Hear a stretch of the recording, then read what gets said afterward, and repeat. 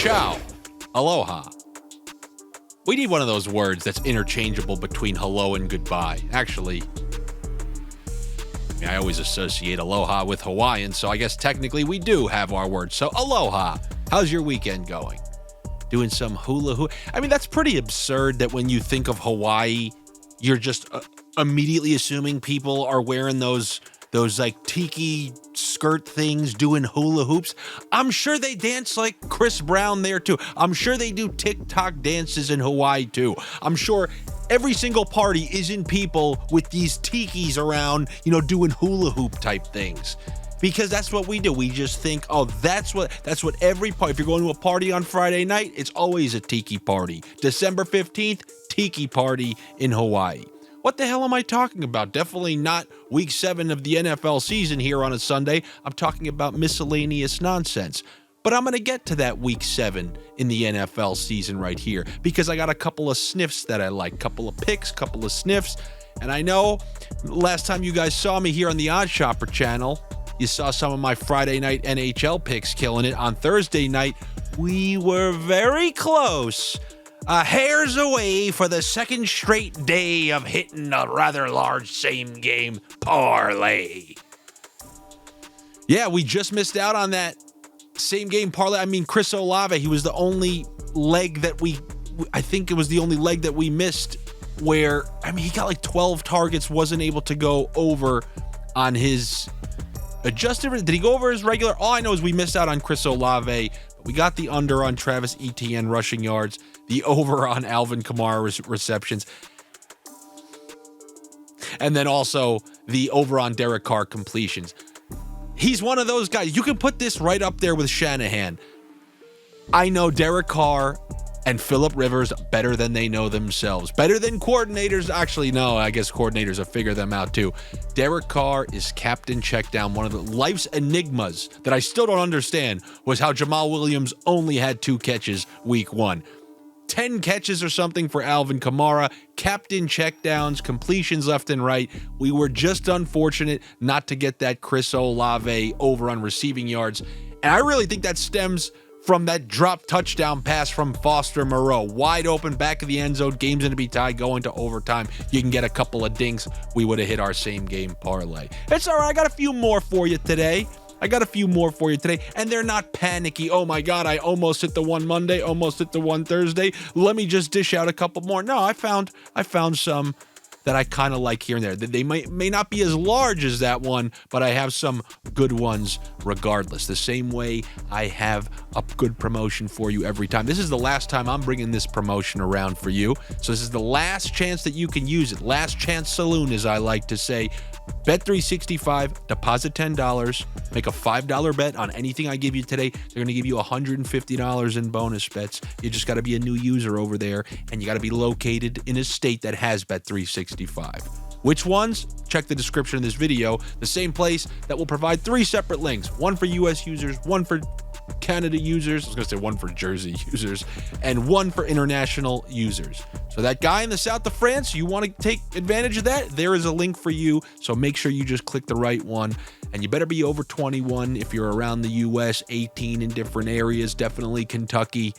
And if you have a gambling problem, make sure you call or text 1-800-GAMBLER before you start your massive Sunday slate. Happy that I don't have to get up extra early for a London game. We have a break for, I forget how many weeks until we get those Germany games. But we got a few on the slate. I think you guys want me to start with, this is your term, not mine. Those raw dog picks. I know you guys love raw dog picks where you take sides and overs and unders. Well, the 2 sides that I like, I teased this on Francess and Friends yesterday, which you should definitely check out. I'm taking Pittsburgh at +3 on the road against the Rams. Pittsburgh, you can't play worse offensively. You can't play worse. You would think that they have 1 win. They have a winning record. They're coming off the bye. They have Deontay Johnson back, and Pickett can't look worse than he looked in the beginning. And they're playing against a Rams team who, when this season started, were in the discussion to be amongst the worst team in the NFL. Now, granted, they've been playing very well, but don't discount how effective Kyren Williams has been in that running game and also out of the backfield as a pass catcher. You guys, I don't know if you've ever listened to any of my videos where I've talked to whether it's fantasy or whatnot. Big fan of him. I call him the Chock-a-Roach. It's my nickname for him. But he's not there. They had to bring Darrell Henderson back, and they're going to be rotating backs out of the backfield. And the Pittsburgh defense is nasty. And that offensive line of the Rams, which got engulfed in the second half versus the Eagles, they are susceptible to a good defense and defensive line. And we're getting 3 points. I'm freaking tempted to take the Pittsburgh Steelers to win by 2.5, let alone getting +3. So I will take the Pittsburgh Steelers in that one. Also, are Joes on Miami? Are pros or Joes versus Miami? At first, I was saying, you know what? I'm going to do 2.5 Eagles. I like this bounce back. The same way I told you guys I like the Bills versus the Dolphins. The Dolphins on the road. Let's just call it a hostile environment, not too dissimilar from the environment they entered a couple weeks ago when they played in Buffalo. I imagine that the Eagles are going to utilize a similar approach that they did in the second half against the Rams team, which is have sustained long drives. They have one of the best offensive lines in the league. But as Laffy said yesterday on Francess and Friends, you do got to double check the status of Lane Johnson, one of the key cogs in their offensive line. I forget the ridiculous stat on him last year. It was like he didn't give up a sack all year or something like that. So you do have to check his playing status. But with all things considered, coming off of a loss, you guys know I always love good teams off of a loss. They had a loss, now have a team in primetime coming into their building. I'm going to take the Eagles on the money line. I've adjusted my belief, and I'm off the -2.5, and I've now been kind of talked down to money line. The Lane Johnson uncertainty has pulled me down 2 points. Man, I was going to say this at the end, but since I started talking about this game, I might as well go right into it. I'm going to do it. If you don't, I fully understand. How about this? Let me walk this mile on my own. I'm taking the Eagles to win. I'm taking the over 70 yards for Waddle, the over 70 yards on Devontae Smith, who was an absolute disaster last week. It's got to be a Devontae Smith week, but this one's for me. A little same game parlay. Both of those guys going over 70 yards. That's Waddle and Devontae Smith. Then the Eagles to win, that's like +700 or something like that. Not +1,000, but +700 ain't nothing to scoff about. But if you need another smaller same game parlay or two, don't worry, it's coming. A couple Thursdays ago, we had a couple of nice bets in that Raiders-Packers game. There was one player, I'm like, I got to take the over on him because he's healthy now, and all of his routes could clear this on one shot, and that was Christian Watson. I see no reason to believe that wouldn't be the case again. They're going up against Denver's secondary, who, other than randomly Mahomes, but Mahomes is having trouble working with his wide receivers all year. You're talking about Justin Fields throwing 4 touchdowns to DJ Moore. Wide receivers have been able to carve up the Broncos all year long. Christian Watson, I mean, he had like 200 air yards in that last game. They were throwing him bombs down the field.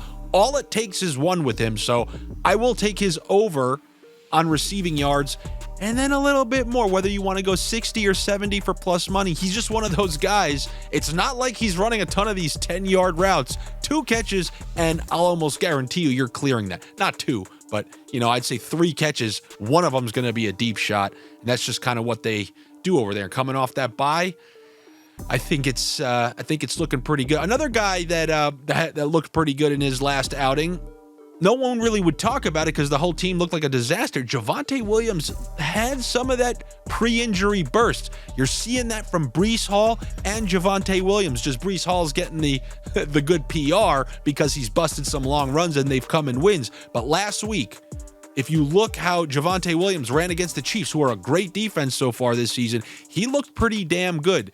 And we know these last couple of years, Green Bay, they seem to always be vulnerable on the ground. And if this game is going to stay close, and we think it's going to stay close, the odds makers think it's going to stay close, they got like a 1-point spread on it, then they can stick to, hand in the rock to Javonte Williams. They can stick to the run, won't have to abandon it like in these other games where they're down 3 touchdowns or something like that. So you can do in a same game parlay the over on Javonte Williams rushing yards with the Christian Watson over on receiving yards.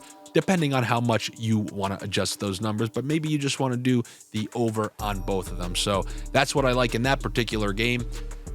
That game script that I just mentioned, it's 1 point, and both of these guys are going to get, tons of opportunities, the running backs, to continue to touch the rock. I'm looking at other games where that is the case, and one is in that Washington game. They're 3-point favorites. Anytime they're favorites, or even if they're down a score, up, if it's within one score, guess what they're doing? Yes, that's right, handing the ball off to Brian Robinson 40 times. We all know that Ron Rivera and that coaching staff has hated Gibson for years. You don't really have to worry about him eating into Brian Robinson's work. The issue with them is, did they go down a couple touchdowns like they did on that Thursday night football game against the Bears? But unless you think the Giants are going to pull away from them with Tyrod Taylor, then I think the over on rushing attempts and the over on rushing yards for Brian Robinson are a good bet. Should also be crusty weather, by the way, relatively crusty weather, and that also typically favors the running backs. I never bought into that as much as other people. Like, yeah, maybe if it's 1987, but they seem to be chucking no matter what these days. But another reason to take Brian Robinson, all these sacks Sam Howell is taking. He's on pace to destroy the all-time NFL record for sacks taken in a season. So how can you prevent that? Oh, that's right. More carries to the running back, who can definitely hand them. So I'll take those aforementioned Brian Robinson overs. Another guy in a similar position where he should be getting a lot of work and it should be a close game. Two disgusting teams with two disgusting backups. We have the Raiders and Chicago. I'm about to do something with the Raiders, against the Raiders, until I lose. One of those things where I'm riding this until it loses. The running back who plays them, I'm taking the over on rushing yards. It doesn't matter who plays them. They're playing well. Ramondre Stevenson's been awful all year. He has a good game against them. If he didn't have to leave for a full quarter, being evaluated for that concussion, he's crushing the over. The week before, A.J. Dillon, who couldn't run for more than 20 yards on anybody, he almost ran for like 80 or 90 yards. He crushed his over. This Raiders run defense is getting absolutely crushed by everyone, so I'll take the over on rushing yards for Deontay Foreman in that game. And then lastly, one more quote-unquote raw dog that I forgot to give you guys was the Chargers on the road against the Chiefs. Every Justin Herbert game that I can remember versus them has come down to the very last drive. I mean, this guy, he plays well against them. For whatever reason, he keeps it close. Chiefs are probably, if any year they're having a hard time pulling away from teams, it's probably this year. Their defense has played incredible. But if their offense continues to kind of struggle the way that they are, it's even more of a reason that I think that Herbert will be able to keep it close. Obviously, I like a team coming off of a loss like that. Stinks that it's a, relatively short week for them. But I'm going to trust that the Chargers, they got a little bit of that Derek Carr. And as an organization, I'm a big Herbert guy, but that Carr quality where it's like they never lose by more than a score, never win by more than a score, and usually, for whatever reason, are on the wrong side of it at the end of it, which Carr was once again on Thursday night. That's what I have for you here on this Sunday. Good luck to you. Better luck to me. Make sure you subscribe here to the Odd Shopper channel. You come follow me on social media. It's at Andy Francess on Instagram, TikTok, every platform you can think of. Come to my YouTube page and follow me there. That's where I do a Friday night NHL show where I talk about some of the games for the weekend. And let's hope to crack some of these here on week 7. I will see you guys on Monday talking about some Monday night football picks. Looking forward to it. I will see you then.